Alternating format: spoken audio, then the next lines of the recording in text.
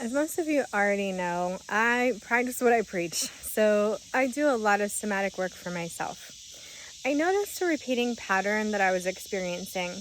It was tension that would often creep up in the back of my neck, and it was different though. It wasn't the typical, shoulders up because I'm stressed. Life has been pretty peaceful, so it wasn't coming from a place of stress, but it was something that I was finding my body was coming back to for some reason.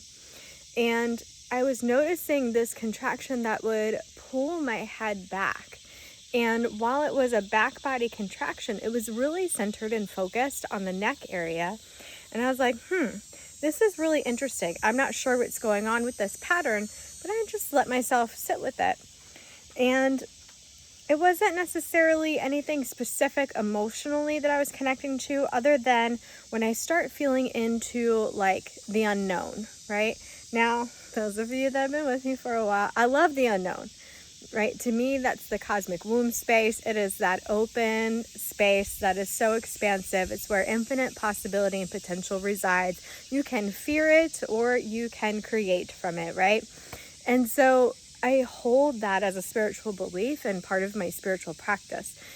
Yet here I was recognizing, sometimes when there's that place of unknown, like when I really would like to have a plan around something, but I literally can't plan around it because my life has to be a little bit more open, I would find this contraction coming on in the back of my neck. So this is the kind of things that we do with somatics, right? This is what I do. This is what I specialize in. So I let this kind of sit because when you're working through this with yourself, it can be a little bit more difficult. I don't have someone guiding me, leading me in. I'm having to lead myself.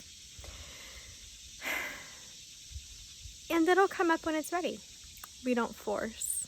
So I let it sit for a couple days in my awareness, in my knowing, in my just putting it out there that, I'd really love to understand where this is coming from, where this learned pattern had seeped into my system.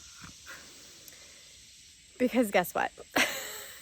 It does get stored in the body. It's what makes it an imprint and a pattern. This has already been proven. This is not anything new. This is something that is widely known and recognized, despite some people wanting to claim otherwise. Finally, it came to me.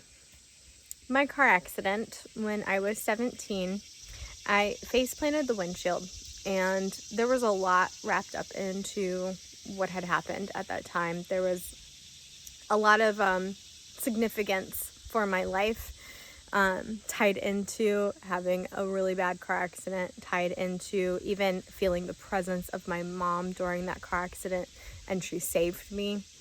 I could smell her perfume. Like, it was such a vivid thing that I can recall it so clearly, even now to this day, so many years later.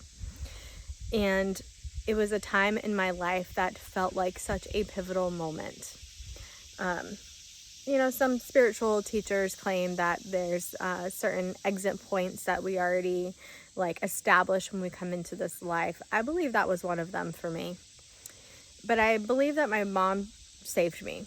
She absolutely did. My seatbelt came undone, and if it hadn't, my head would have been crushed because the driver's side was crushed in below the headrest.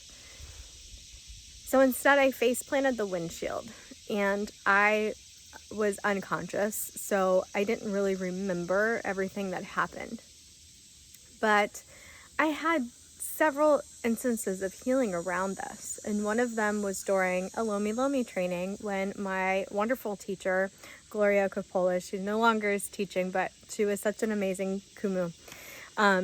She did some strokes with me that I felt something pop.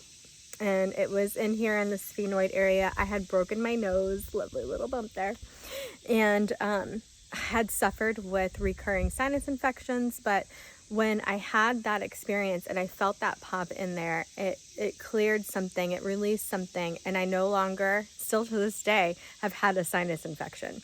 So this was an amazing experience, but I also had an intense healing crisis after that session where I experienced severe anxiety, and had such a vivid dream that I heard the accident all over again in my head. Now, this was in my dream state, but the dream was so vivid that I woke up like still in it, if that makes sense. If you've ever experienced that, you know what I'm talking about. And it was like my brain was getting to witness and experience and process what it couldn't because I had been knocked unconscious. And so I was hearing the sounds of the accident playing in my head. And that was it. That was the whole thing. I felt such a significant shift from that. And there's been other little healing things along the way, but this was different. This was recognizing that imprinted pattern in my muscle tissue that really would want to contract back like that. And I've been trying to pinpoint, what is connected to that, what's bringing it on, right? So here's how it happens. We have an emotional connection to something. We have an emotional reaction to something. And in that emotion, when the body recognizes that emotion and it's a stronger felt emotion, there are already imprinted patterns that the nervous system starts sending signals for your body to prepare and respond in the way that is expecting you to respond, right? It's how our body works. It's how the nervous system works, period. Like, that's not a question in existence. We know this. So for me, it was recognizing, when there is intensity around that feeling of unknown, and it's coming in because I don't know how to prepare, and there's a little fear there around what could happen, what might happen, and I'm allowing that fear in, that becomes an intense inner emotional feeling, even if I'm choosing to ignore it, even if I'm choosing to say, but I love that unknown territory, I get to create what I want, right? That's great. It's great, but this is where we see the disconnect with the love, light, airy fairy stuff. You can have those beliefs, but if it's not a felt sensation, if it's not truly embodied, it's still a disconnect, right? And so there was this disconnect around that feeling and how it comes up around certain aspects of life, right? If I'm in my spiritual place, if I am meditating, if I'm sitting at my altar, right? It's so easy to be like, yes, I love that space of the unknown. It's my favorite place to rest in when I'm meditating. So yeah, I love it. But when I'm faced with it in a life decision or in a space where I'm traveling, travel is a big trigger for me, and a lot of people don't know this. Travel is a huge trigger still to this day for me. Every time we take a vacation, every time I take a road trip, there is always this fear that rises up in me because I lost my mom when she was traveling. It's an understandable fear. It's an understandable trigger when you know my life and my history. So that is something that always comes to the surface for me. And so this came into my awareness when I was getting ready for a trip. And it finally had the space to be recognized, this is coming from that fear of the unknown in relation to travel, where it starts creeping up my neck and begins to pull my head back, and it shrinks me up like this because when I face planted that windshield, it's that same contraction. Now, armed with this awareness and knowing what it's connected to, I can pay attention to when I start feeling and noticing that emotion. And as that comes on board, as I recognize, I'm having this, I can start paying attention to my posture. I can start feeling and noticing the sensations where it starts to contract, and I can start bringing that back to neutral. And that's part of the practices, right? I can do somatic reset techniques, which is what I teach, right? This is based off somatic movement patterns, based in somatic education, right? We contract and we release. We do it through a specific process. I can do all that to make sure there's no sensory motor amnesia on board, and that's fine. But this is also repetitive work. It's consistency. It's retraining the connection of that emotional feeling in the way the nervous system is responding. And so it takes work. It's not a one and done thing. It requires this consistency through awareness and practice to help repattern what is there.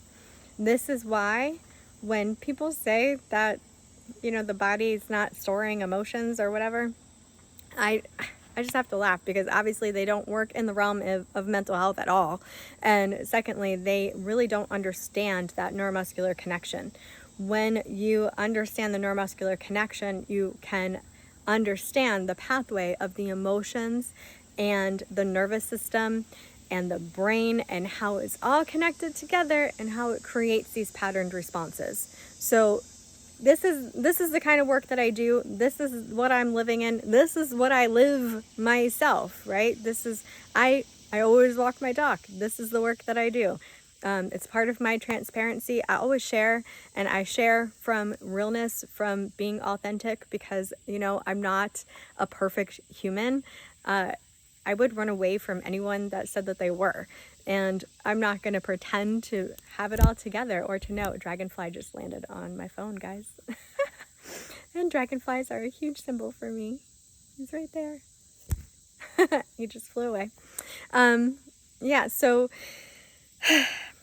I'm sharing because I want you to know that I do the same things for myself that I also work with you in. Like, this is not just me doing it for you, and I don't listen to my own thing. I walk my talk. I do all of the practices for myself as well. I am very much walking myself through somatic healing. This is part of my journey, part of how I have gotten better, part of how I am seeing greater healing beginning to happen for myself. And I've had so many friends recently tell me that they have noticed that I have so much more peace, like I seem so much more peaceful. And I love that, because again, if you've been coming to any of my things for a while, what have I been saying for like the last 6 years? I connect and anchor back to deep peace. That is what I'm working on. That is what I keep seeking. That is where I want to resonate and embody more fully and completely. And it's happening. Like, it has arrived for me. I am in that most of the time, and I love it. And I love that it's being reflected and that people are noticing, especially considering for years people have always said that I have such a calming presence, that I just feel so peaceful, and they love coming in to see me because they feel like they get to carry a piece of that with them. And I'm like, man, but I am chaos underneath. And now I'm feeling like, no, I am peace. I have moments of chaos still, but I am peace. I am anchored in peace, and I can feel that more wholeheartedly now. And I love that. So anyways, this turned into a much longer video than I anticipated, but I just wanted to share this process with you. I get asked a lot about the somatic process and what it's like. It's different for everyone, so it's really hard to say. I'm sharing a glimpse of what it looks like for me right now. This is in the moment of, like, this just transpired over the last couple of days. So this is very alive and active for me at this time. And I'm sharing it with you so that you have a better understanding. And hopefully maybe it gives you a little bit more insight of what it's like. So there you go. Bye.